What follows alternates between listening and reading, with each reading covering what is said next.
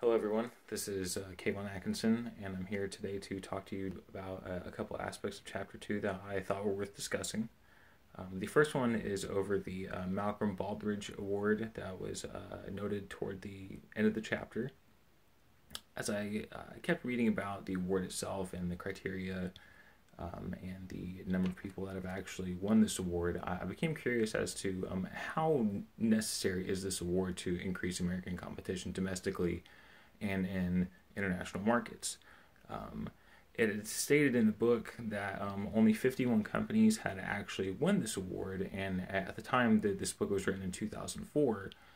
So since this book was written, I can't really imagine too many more companies actually winning. I know the criteria is incredibly strict, but since the award's inception in 1987, after doing some calculations, just a little over 2,000 companies in America have actually applied for this, and in comparison to the possibly millions of companies that are in America, it doesn't really seem to make companies want to actually apply for this award if it's supposed to dramatically increase American competitiveness. It doesn't really seem to have with just based off of the numbers.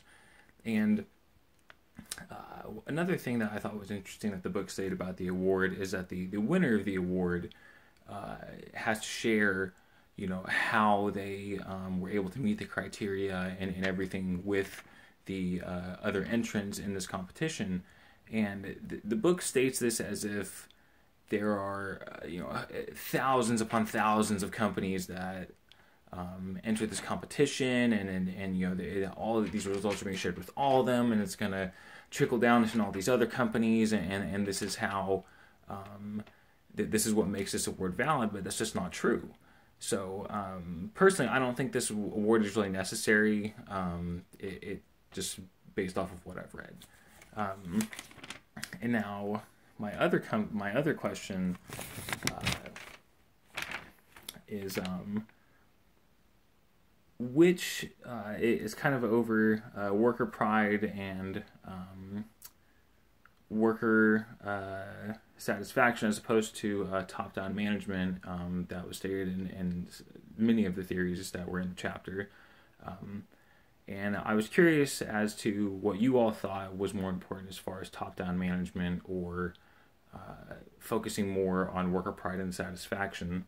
On one hand, a worker may not be skilled enough to make complex decisions on their own, and so these decisions might be best suited for a managerial skill set.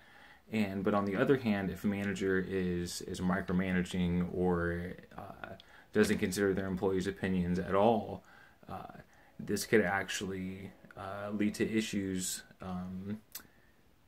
in employee enthusiasm, especially in important aspects such as forming quality circles, which is they're formed through voluntarily, and the employees aren't paid for it. So if an employee is not satisfied with their work, they're more likely not to want to be a part of the quality circle, which again could lead to more serious issues.